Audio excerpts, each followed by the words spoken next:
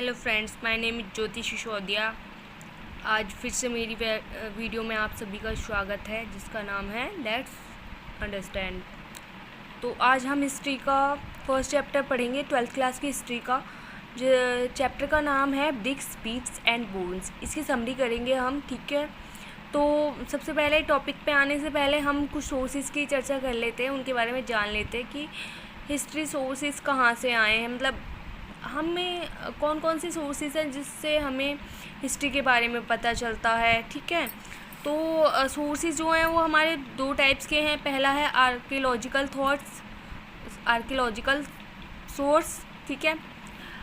जैसे इसमें सिटीज़ से पता चल जाता है, जैसे भाई रेड फोर्ट है, ताजमहल हो गया, झांसी का किला हो गया। ये सिटीज़ जो हैं वो हमारे पास्ट के बारे में बताती हैं, भाई किलेबंदी कैसी है, कौन से मतलब स्टोन का इस्तेमाल किया कि ईंटों का इस्तेमाल किया, उससे पता चल जाता है भाई मतलब उन लोगों को कितनी नॉलेज थी। आर्किटेक्चर का पता चल जाता है, ठीक है।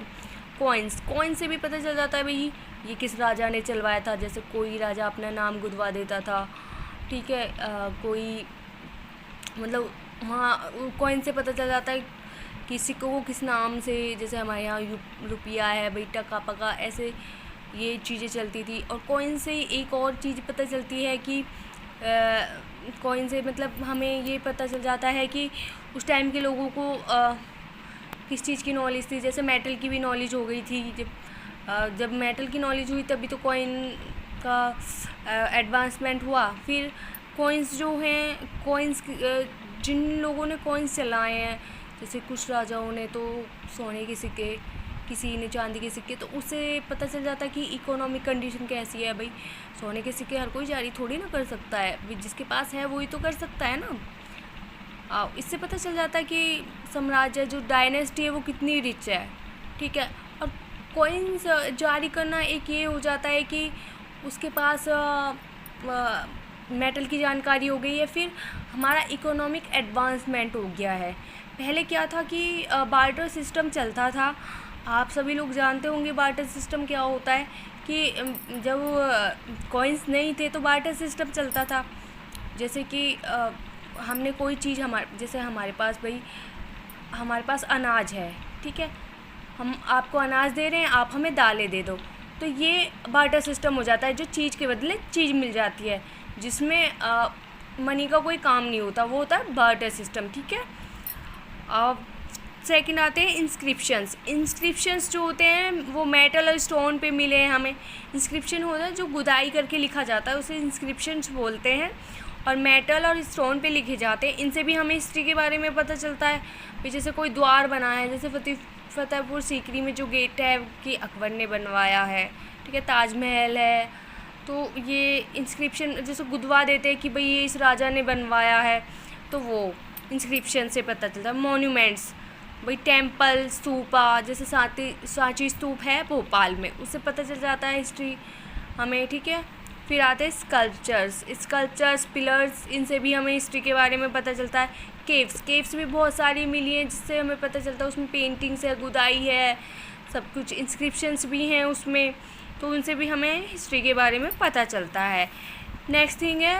नेक्स्ट सोर्स है हमारा लिटरेरी सोर्स भी 2 टाइप्स का है। फर्स्ट इज़ रिलीजियस सोर्सेज, ठीक है। रिलीजियस सोर्सेज जो होते हैं हमारे, जैसे वैदिक लिटरेचर, उससे हमें वैदिक धर्म के बारे में पता चलता है, उनका लिटरेचर कैसा था, उनकी व्यवस्था कैसी थी। वैदिक लिटरेचर से हमें पता चलता है कि जो मानव था उसको उस टाइम पे 4 वर्णों में डिवाइडेशन था ना उनका, तो उनके बारे में हमें पता चलता है कि ब्राह्मण, क्षत्रिय, वैश्य और शूद्र।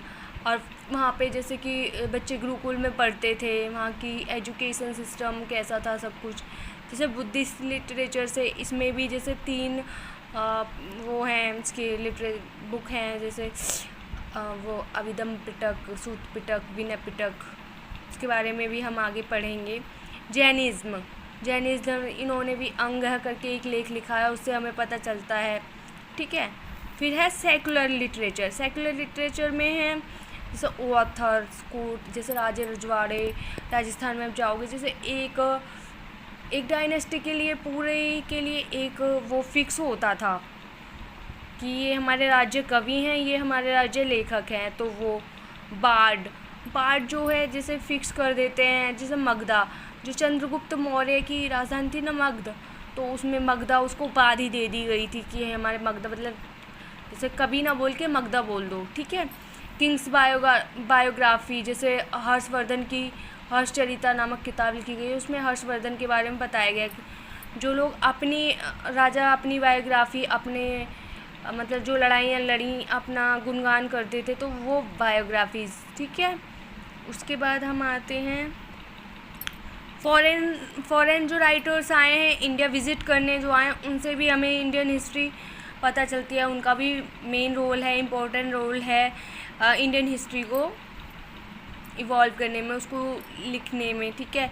तो जैसे सबसे पहले ग्रीक्स आए थे। ग्रीक्स जो मेगास्थनीज है, उसकी बुक है इंडिका, उसमें इंडिया के बारे में बहुत कुछ लिखा है।